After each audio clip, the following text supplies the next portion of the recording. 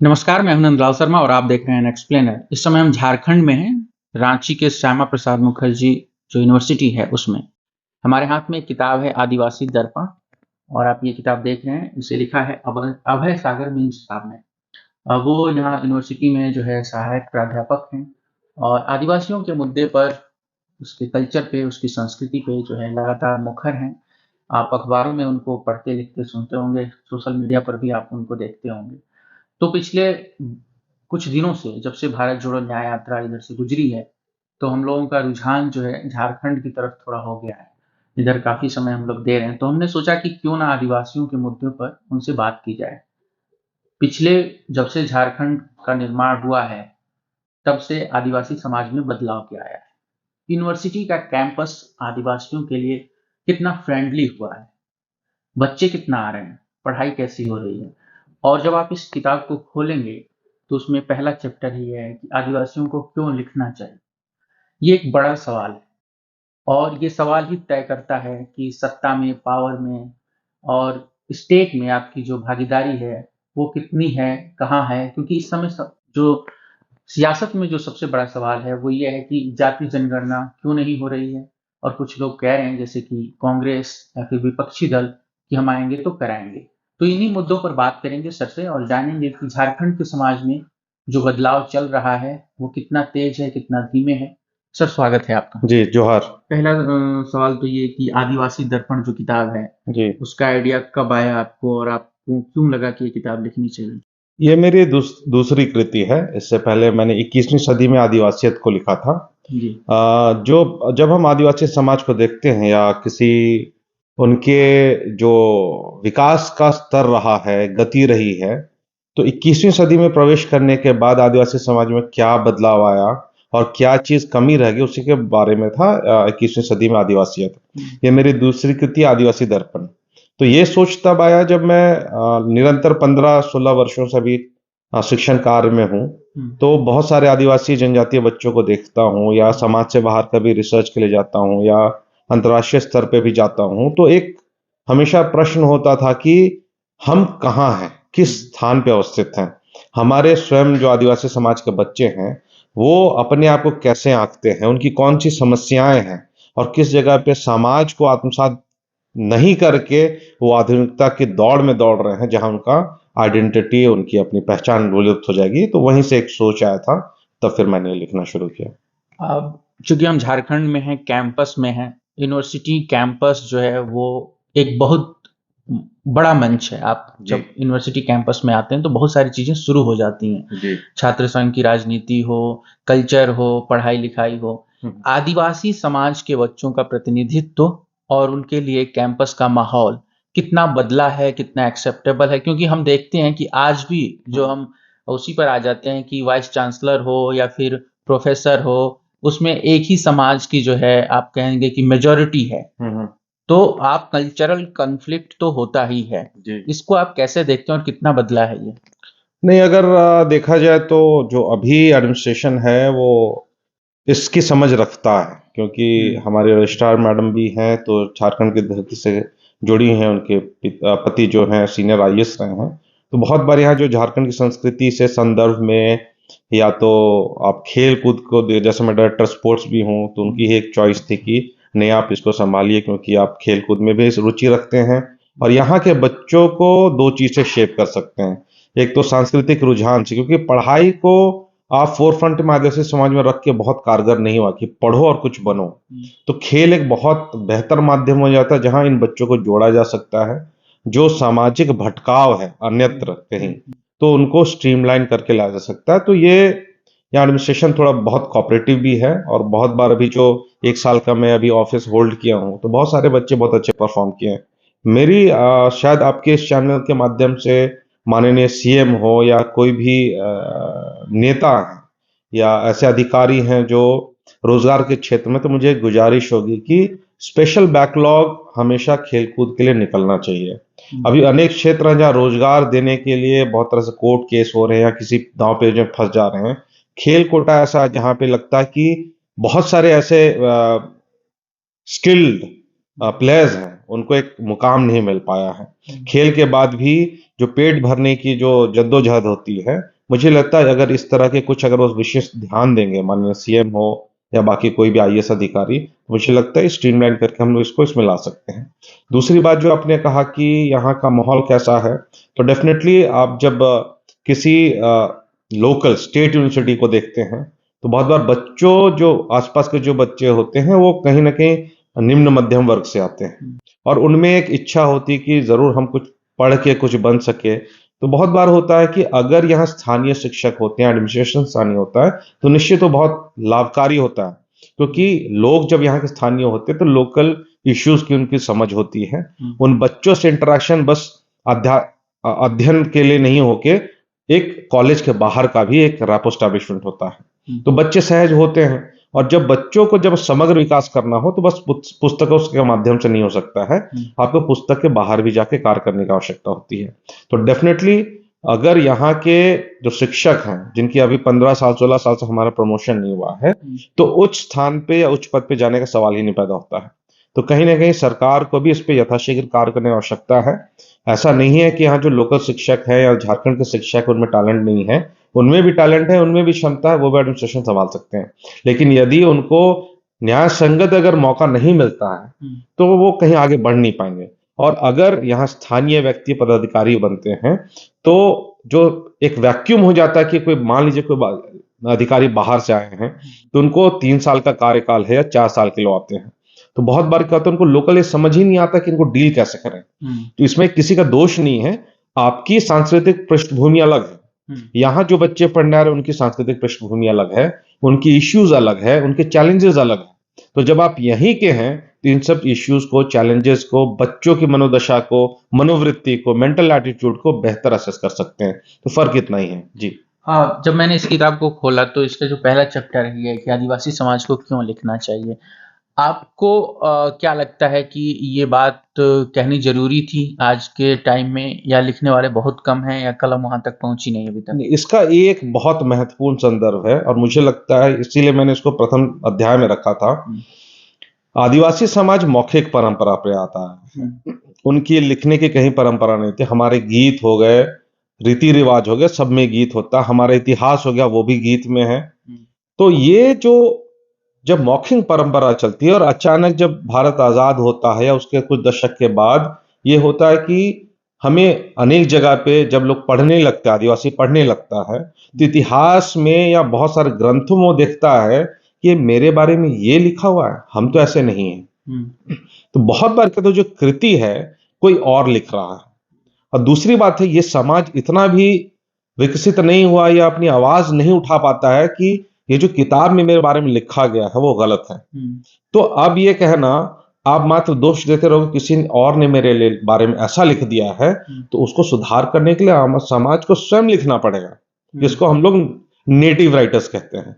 तो अगर मैं अपने समाज के बारे में कर रहा हूं तो मैं लिखूंगा कि मेरी परंपरा क्या है, मेरे चुनौतियां कौन कौन सी हैं, मेरे इश्यूज कौन कौन से हैं। बहुत बार क्या होता है, कोई अगर अन्य कोई लिखता है तो वो अपने चश्मे से देखता है, अपने समाज, अपने संस्कृति की पृष्ठभूमि से लिखने का, देखने का प्रयास करता है, तो कहीं ना कहीं वो गड़बड़ होगी। क्योंकि हमारी संस्कृति, उनकी संस्कृति या हमारी संस्कृति, आपकी संस्कृति भिन्न है।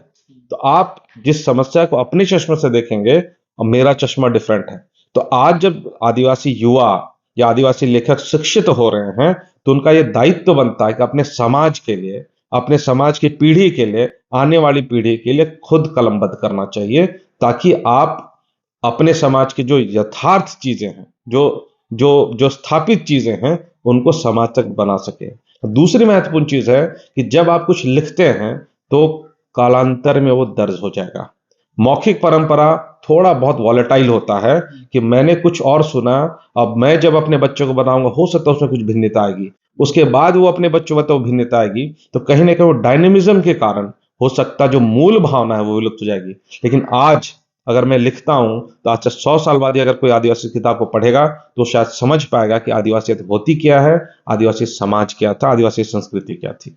एक जो चीज हाल ही में देखने को मिली, जब हेमंत सोरेन के मामले में कार्रवाई हुई जी, तो एक एंकर ने कह दिया कि इन्हें तो जंगल में रहना चाहिए। बहुत बढ़िया प्रश्न। ये जो सवाल बार बार उभर के आता है कि जो दिल्ली में बैठे लोग हैं, जो शहरों में बैठे लोग हैं, आदिवासियों को जिस नज़र से देख रहे हैं, आदिवासी समाज क्या उसका काउंटर करने में, जो नैरेटिव बनाने में या फिर अपनी बात रखने में अभी कहाँ तक पहुंचा है झारखंड निर्माण के बावजूद?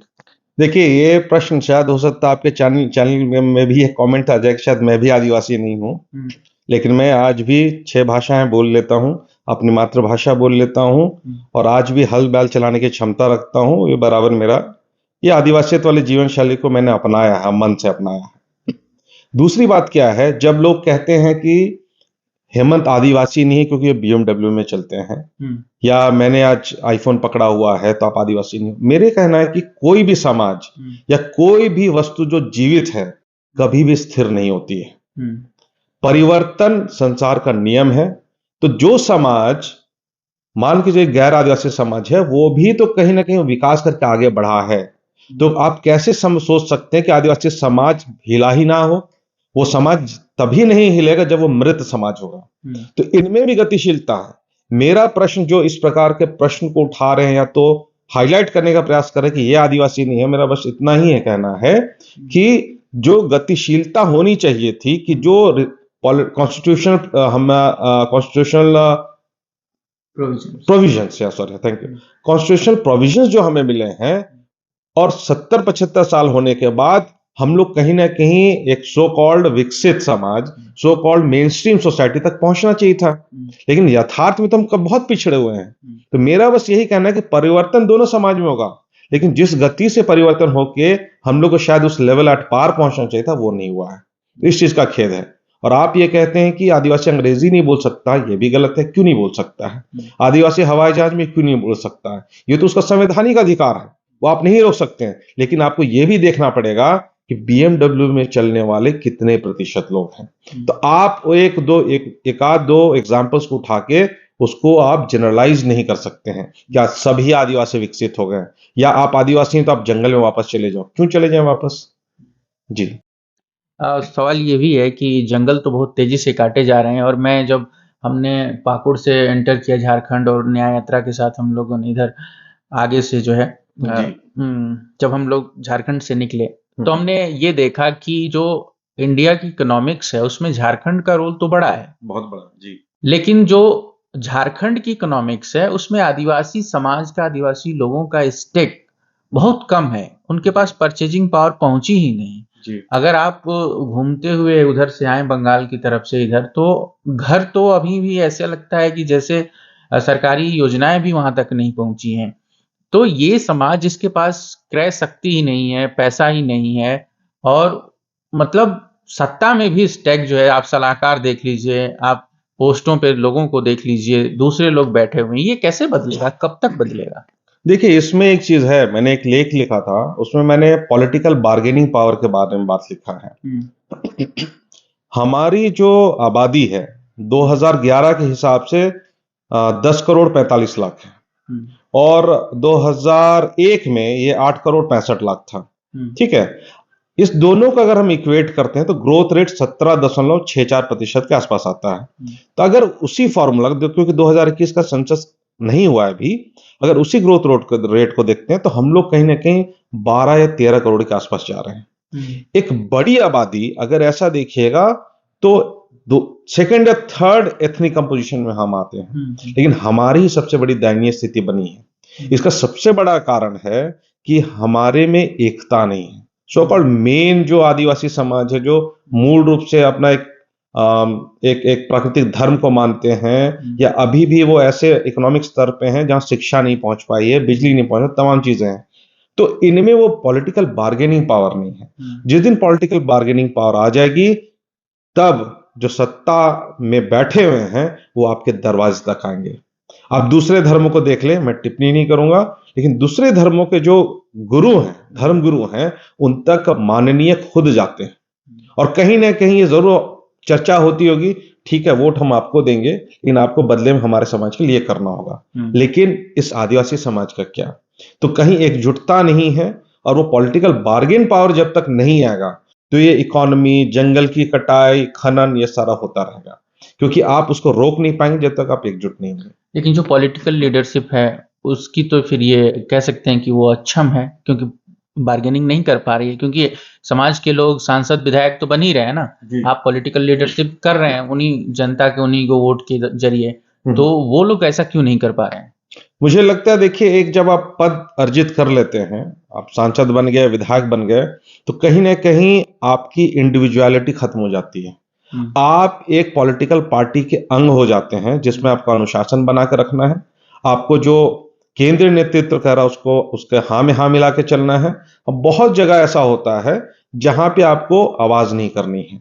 इसलिए मैं बोलता हूं जो सोशल एक्टिविस्ट है, शायद उनको इस राजनीति में नहीं आना चाहिए, क्योंकि राजनीति में आप अकड़ के नहीं रह सकते हो, आपको लचीला होना पड़ेगा, कहीं झुकना होगा, कहीं अकड़ना होगा। और सोशल एक्टिविज्म आप ये नहीं कर सकते हो, क्योंकि आप एकदम सिद्धांत से बंधे होते हो कि अगर ये शोषण हो रहा है, मैं इसके विरोध में हूं, तो मैं विरोध में हूं। लेकिन जब आप राजनीति में आते हैं तो आपको बहुत सारे नेगोशिएशंस को मानना पड़ता है। और आज किसी एक आदिवासी को छोड़ दीजिए, अधिकांश आदिवासी नेतृत्व में आप वो देखिएगा, वो अकड़ नहीं है, वो कहीं ना कहीं कॉम्प्रोमाइज कर रहा है। और ये जब कॉम्प्रोमाइज होता है और आप एकदम ग्रासरूट राजनीति को देखिएगा, तो उनको भी इसमें बहुत फर्क नहीं पड़ता है। एक छोटा सा उदाहरण दे रहा हूं, जब मैं चुनाव की ड्यूटी कर रहा था उस समय कुछ शिकायतें, मैं मजिस्ट्रेट था कि कुछ लोग पैसे बांट रहे हैं। सॉरी। जब हम वहां गए तो हमने कहा कि जो इस तरह का आ रहा है ये तो गलत है, आप लोग क्यों ऐसा कर रहे हैं, ये पंचायत चुनाव हो रहा, गांव घर के लोग हैं, तो इस तरह का नहीं होनी चाहिए घटना। तो एक स्टेटमेंट आया जहां पे लोग कह रहे हैं, सर कमाया है तो खर्चा करेगा ना, या तो खर्चा कर रहा है तो कमाएगा ही ना। तो ये देखिए कितना ये छोटा सा लाइन है, लेकिन देखिए करप्शन किस तरह से इंस्टीट्यूशनलाइज्ड हो गया है कि ये काम करना है ब्लॉक ऑफिस में तो पैसा तो देना पड़ेगा। तो नोबडी इज क्वेश्चनिंग कि पैसा क्यों देंगे हम, लोग कह रहे हैं देना तो पड़ता है, ये नॉर्मल सी हो गया है, ये हमको देना है। तो इस तरह की जब भावनाएं रहेंगी, चाहे वो राजनीतिक नेतृत्व की बात हो या राजनीतिक दल की बात हो, तो परिवर्तन आना कठिन होगा। एक सवाल जो मेरे मन में बहुत समय से चल रहा है, पिछले 1-2 महीने से तो रोज ही ये ख्यालों में आता है जी कि मैं महसूस कर रहा हूँ कि झारखंड में एक चिंगारी नीचे नीचे धधक रही है। जी। वो खतियान का मुद्दा है, 1932 का मुद्दा है, मूल निवासी का मुद्दा है। ये एक राज्य जो आप देखिए अब डिवीजन दिख रहा है साफ, अंदर बाहरी, मूल निवासी बाहरी। मानव शास्त्र का प्रोफेसर होने के नाते, झारखंड का निवासी होने के नाते, क्योंकि एक राज्य में अगर ये डिवीजन आ रहा है, तो जैसे हम महाराष्ट्र अस्मिता की बात देखते थे, हमने देखा काफी वायलेंस, काफी जो है कॉन्फ्लिक्ट हुआ वहां पे। तो झारखंड के लिए ये कितना हित में है और ये कितना जरूरी है, इन दोनों सवालों पर चाहूंगा आपके जवाब। देखिए, एक चीज है, हर राज्य की अपनी एक नीति होती है, जहां पे वो जो फर्स्ट डिवीजन या सेकंड डिवीजन को जॉब को तो ओपन फॉर ऑल करते हैं, लेकिन अनेक जगह पे ये होता है कि यहाँ के जो मूलवासी हैं या जो यहाँ के स्थानीय हैं, उनको यहाँ की स्थानीय नौकरी मिले। अगर जब मानव शास्त्र की बात करते हैं तो मेरी डिबेट भी हुई थी, जब भाषा को लेके बड़ा चर्चा हुआ था, बहुत गर्म हुआ था यहाँ। और उस समय हम लोग एक मीटिंग में बैठे जहाँ सरकार ने हमारा मंतव्य मांगा था कि आप भाषा की अनिवार्यता को क्या समझते हैं। मैं बोला बहुत ही आवश्यक है। आप किसी ब्लॉक ऑफिस में जहां पे फाइल मूवमेंट होता है ग्रेड 3, वो बहुत महत्वपूर्ण स्थान होता है। उस जगह पे अगर कोई व्यक्ति आता है जो स्थानीय है, ग्रामीण परिवेश से है, आप उसको अपनी मातृभाषा में, लोकल भाषा में टोकिए, वो एक अलग तरह का जुड़ाव, विश्वास पैदा करेगा और उस व्यक्ति में कहीं ना कहीं लगेगा कि मेरी काम होने की संभावना अधिक है। उसी जगह पे गैर स्थानीय भाषी बोलने वाले कोई रहते हैं तो पहले ही उसके आवाज से ही लोग डरते हैं। ये बहुत एविडेंट है, आप ग्रामीण क्षेत्र में चले जाइए तो भाषा जिस प्रकार का प्रयोग होता है, स्थानीय व्यक्ति समझ लेगा कि भीतरी है कि बाहरी। दूसरा क्या है, ये भीतरी बाहरी वाली लड़ाई बहुत पहले चली, इसी का बेस था जिसके कारण झारखंड बना। उसके बाद भी इस तरह का अभी जो 1932 का खतियान वाला मामला आ रहा है या भीतरी या बाहरी का मामला आ रहा है, तो इसमें बहुत बार जो मुझे फीडबैक मिला है कि जिनको लोग सो कॉल्ड बाहरी कह रहे हैं, उनकी स्थानीयता किसी अन्य राज्य में भी है। तो आप स्थानीय तो एक ही जगह हो सकते हैं, आप दो जगह नहीं हो सकते हैं। तो अगर कोई व्यक्ति स्थानीयता के आधार पे दो स्थानों से लाभ लेने का प्रयास करता है, चाहे वो रोजगार हो, चाहे वो सरकारी कुछ स्कीम्स हो, तो ये तो गलत है। अब क्या होता है, ये जो पॉलिटिकली फ्लेयर हुआ है, कहीं ना कहीं मुझे लगता है इसका एक निराकरण लोगों को ढूंढना चाहिए, क्योंकि बहुत बार क्या होता है, ये जो पॉलिटिकली मिसयूज भी लगता है कि आप एक तरह से इस प्रकार का माहौल क्रिएट करें जहां हो सकता है आपसी झगड़ा हो जाए। लेकिन निश्चित रूप से जब झारखंड बना था या स्थानीय लोगों के लिए बना था, तो उनका हक होना चाहिए। आप वेस्ट बंगाल में किसी झारखंडी को नौकरी आप ग्रेड 3 ग्रेड 4 में नहीं दिला सकते। ग्रेड 4 तो खैर हटा ही दिए लोग। उड़ीसा में नहीं दिला सकते हो जहां पुड़िया नहीं आती, बंगाल में दिला सकते जहां बंगला नहीं आता, महाराष्ट्र में नहीं आती जहां आपको मराठी नहीं आती। तो हर राज्य कहीं ना कहीं अपने पॉकेटेड लेवल पे ये प्रयास कर रहा है। तो यदि झारखंड ये प्रयास करता है तो जो लोग कहते हैं गलत हो रहा है, वो गलत है। एक चीज मैं देख रहा हूँ कि बाहर की कंपनियां या बड़ी कंपनियां जो हैं यहाँ से काफी खनिज निकाल के ले जा रही हैं, बाहर बेच रही हैं, लेकिन वो जो पैसा है, जो लाभ मिलना चाहिए स्थानीय लोगों को, वो तो नहीं मिल रहा है। लेकिन जैसे राहुल गांधी न्याय की बात करते हैं कि 6,000 रुपये महीने का, अभी उन लोगों ने आंध्र में कह दिया कि हमारी सरकार आएगी तो हम 5,000 देंगे। तो यहाँ की सरकारें पिछले 20 साल में ये क्यों नहीं कर पाई कि हम आदिवासियों को नियमित, या जो कहते हैं कि आप बैंक ट्रांसफर के जरिए कुछ पैसा दे सके। काफी गरीबी है। मैं यहाँ पर जो है बोकारो में देख रहा था, एक होटल के बाहर 2 कपल जो है ऐसे ही रोड पर लेटे हुए थे रात में।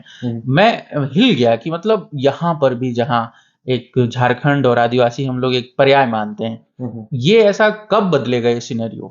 देखिए, इसको लिए बहुत दृढ़ पॉलिटिकल इच्छा शक्ति चाहिए।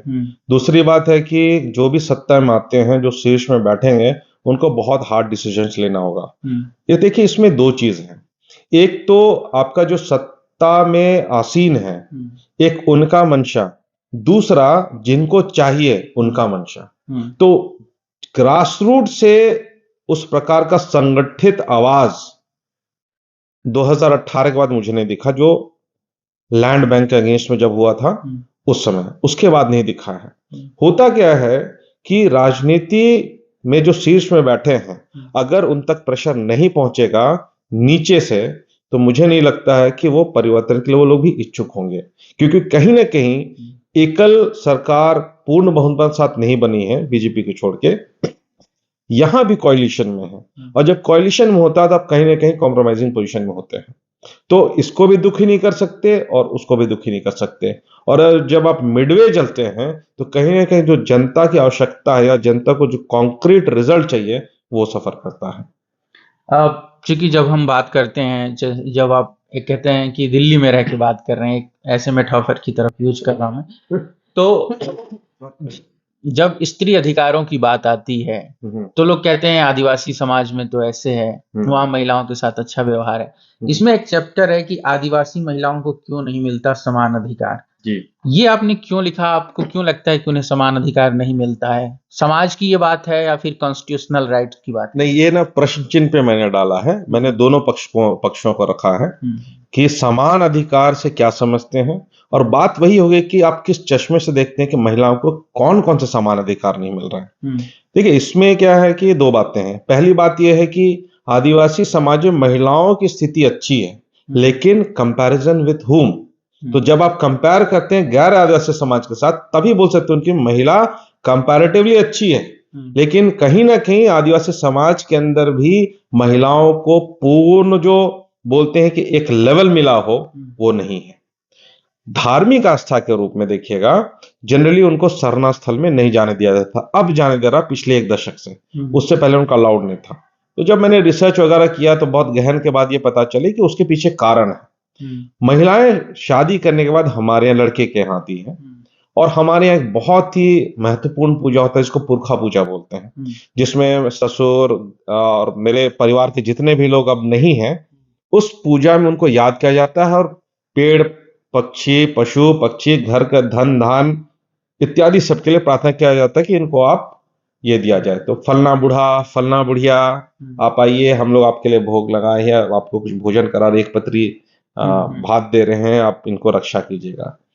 पहला तो ये होता है अमूमन कि अगर कोई बहू घर आई है, अगर उसको पूजा में सम्मिलित किया जाएगा तो 2 चीज होते हैं। एक तो है कि वो अपने से बड़ों का नाम नहीं ले सकती है, तो वो नाम लेके नहीं पुकार सकती है। दूसरा क्या होता है, क्योंकि वो अलग फैमिली से आई है, तो बहुत बार हो सकता है कि वो कॉल आउट करने में मिस कर जाए, और ये इसको बहुत सेंसिटिव होता है ट्राइबल समाज की। कोई किसी बूढ़े का, किसी बुढ़िया का या कोई एंसेस्टर का नाम नहीं मिस हो। और जब ये नाम मिस हो जाता है तो कहते कोई आपदा आती है, और इस कारण से उनको वो नहीं मिला था, वो स्पेस नहीं मिला था। और शायद महिलाओं के भटकाव भी जो है दूसरे सब धर्म की तरफ, इसका एक बड़ा कारण है। दूसरा हुआ, अभी बहुत एक फेमिनिस्ट मूवमेंट चला है कि ट्राइबल महिलाओं को भी उसमें अधिकार मिलना चाहिए, प्रॉपर्टी में अधिकार मिलना चाहिए। इसमें मेरा दो वर्जन है, एक तो होता है पैतृक संपत्ति, दूसरा होता है अर्जित संपत्ति। यदि मेरी बेटी है, रांची में मैंने अपने पैसे से कुछ जमीन लिया, घर बनाया, तो उसमें बेटी को हिस्सा देने में या मेरे बैंक बैलेंस हिस्सा देने में कोई परहेज नहीं, मैं इसकी मैं वकालत करता हूं कि सही है। जब आप पैतृक संपत्ति की बात करते हैं, मान लीजिए मेरी बेटी की मैंने शादी कर दी 150 किलोमीटर, अब उसको वो जमीन का हिस्सा देना पड़ रहा है, तो वो हिस्सा क्या वो वहां 150 किलोमीटर से वो खेती करने आएंगी? नहीं आएगी। सेकंड, वो जमीन को बेच नहीं सकती, क्योंकि ट्राइबल सोसाइटी या वर्ल्ड व्यू में या थॉट पैटर्न में या वे ऑफ लाइफ में land is not saleable, it is considered equivalent to a माँ। तो माँ को तो आप नहीं बेचेंगे। ये दो थ्योरी हुआ। तो मैंने बोला कि जमीन में हिस्सा दो कारणों से नहीं मिलना चाहिए, क्योंकि वो जमीन ट्रांसफरेबल नहीं है, नॉन सेलेबल नहीं है। दूसरी बात, मेरी बेटी जब ब्याह करके अपने पति के घर जा रही है, तो उसको वहां ऑलरेडी इक्वल राइट्स मिल रहा है। उस खेत में खेती करने के लिए, वहां अनाज उपजाने के लिए, तमाम चीजों करने के लिए उसको इक्वल राइट्स मिल रहा है। तो क्यों पूरे गांव को छिन भिन कर, क्योंकि गांव का स्ट्रक्चर डिस्टर्ब हो जाएगा कि ये खेत भी गया, वो खेत कोई और बहू ले गई, ये खेत कोई और बेटी ले गई, फिर गांव को जो इतनी कंपोजिशन है वहां से आके करना ये फिजिबल नहीं है। तो बहुत बार क्या चाहते, मैं बोलता हूँ दिल्ली कमरे में बैठ के लोग डिस्कस करते हैं कि प्रॉपर्टी राइट्स दे दिया जाए, तो उस जगह पे ये तकलीफ है। और ये भी है कि जब तक बेटी अविवाहित होती है, चाहे उसकी शादी 60 की उम्र तक भी ना हुई हो, उसको फिर भी इक्वल राइट्स उस लैंड में मिलता है, उसको वहां से कोई नहीं निकाल सकता है। आखिरी सवाल ले लेता हूं मैं आपसे कि मृग तृष्णा बनता आरक्षण, जी यहाँ पर महतो समाज भी कह रहा है हमको एसटी बनाया जाए, जबकि ओबीसी में हैं वो लोग। यहाँ पर काफी राजनीति भी गरमाई हुई है। तो आप ये मृग तृष्णा क्यों कहते हैं कि बनता आरक्षण? देखिए, इसमें क्या है, मैंने इसको दूसरे रूप से किया था। मैंने आरक्षण प्रो या आरक्षण अगेंस्ट में नहीं बात की थी। ये एक नया आइडिया है। इसको थोड़ा और एक बार दोबारा आप देखिएगा तो आपको थोड़ा सा और क्लैरिटी आएगी। मृग तृष्णा कहने का मतलब था कि रिजर्वेशन क्या ये कारण तो नहीं बन रहा है कि मेरा समाज शिथिल होता जा रहा है। उसको कहीं ना कहीं बैकड्रॉप में लग रहा है कि हमको एक हायर लेवल में तो compete ही नहीं करना, हमको अपने ही लेवल पे, जिसमें हम समझ रहे कम शिक्षित लोग हैं, कम कंपटीशन है, क्या उसी में तो compete नहीं करना है। तो वो बेहतर ढंग से प्रयास नहीं कर रहा। बहुत बार उसमें मैंने एग्जाम्पल भी साइट किया है कि बच्चे एमए पास होने तक ये नहीं सोचते हैं कि मुझे आगे जीवन में क्या करना है। तो जब इस तरह से अब दूसरा समाज 8वीं क्लास से वो डिसाइड कर लेता है उसको जीवन में क्या बनना है, और मेरा समाज का बच्चा एमए के बाद सोच रहा है कि अब नौकरी क्या करें, क्या तलाश करें, या क्या चीज ऑप्ट करना चाहिए। और ये मैं बिल्कुल रिसर्च बेस्ड डेटा बता रहा हूं गवर्नमेंट कॉलेजेस का, जहां बच्चों को ये नहीं पता होता है कि आप क्या बनोगे। बीए तक तो सच में होश नहीं होता है। बीए के बाद होता अच्छा ग्रेजुएशन खत्म हो गया, एमए कर लेते हैं। तो MA is also considered as a time pass kind of thing. तो मेरा ये कहना है कि आप इस आरक्षण को गलत ढंग से देख रहे हो। दूसरी बात ये थी कि मृग तृष्णा बनता आरक्षण में कि जब, अगर, चूंकि मैं तो खैर जनरल में क्वालिफाई किया था थ्रू आउट, लेकिन कोई भी व्यक्ति, मान लो मैंने आरक्षित वर्ग से ये नौकरी पाई, ठीक है, तो एक्चुअल क्या है, मेरी सामाजिक दायित्व क्या बनती है। ये थाली था जिसमें भोजन था, वो सबके लिए था, लेकिन मैं थोड़ा सा प्रिविलेज होकर उस थाली के भोजन मैं खा रहा हूं। तो प्रत्येक जो भी आरक्षित वर्ग के लोग हैं, उनका दायित्व बनता है कि आप समाज को वापस करें, किसी भी माध्यम से करें। आप शिक्षा दे के माध्यम कीजिए, कुछ आर्थिक सहयोग दे के माध्यम कीजिए, किसी मूवमेंट को सपोर्ट करके माध्यम आप कीजिए। शिक्षा का मूवमेंट हो गया, वुमेन एम्पावरमेंट का हो गया। तो मेरा कहना है कि कहीं ना कहीं उस समाज को उस थाली से चूंकि आपने खाया है, तो ये मत समझिए कि आप एहसान कर रहे हैं, ये आपकी ड्यूटी है, आपको उत्तरदायित्व है। बस इसी को मैं इसमें मृग तृष्णा के रूप में बताया है कि लगता है कि वो चमक रहा है, बहुत चमकीला है, लेकिन आपको उसके होने नहीं होने का एहसास नहीं है। बहुत शुक्रिया सर। तो ये थे प्रोफेसर अभय सागर मिंज, जो यहाँ श्यामा प्रसाद मुखर्जी यूनिवर्सिटी में प्रोफेसर हैं मानव शास्त्र विभाग में। हमने उनसे कई मुद्दों पर बातचीत की। और ये जाना कि राजनीति में जो झारखंड की राजनीति है उसमें क्या चल रहा है, समाज में क्या चल रहा है। उनकी जो किताब है आदिवासी दर्पण, ये किताब अगर आप आदिवासी समाज को समझना चाहते हैं, उसके नियम कानून, प्रकृति के साथ उसका लगाव, तो आप इसे ज़रूर पढ़िए। बहुत ही सस्ती किताब है और बहुत ही पतली है, आप आराम से पढ़ सकते हैं। आसान हिंदी में लिखी गई है और बहुत अच्छी हिंदी है, मैं ये कह सकता हूँ। आप सबका शुक्रिया, धन्यवाद।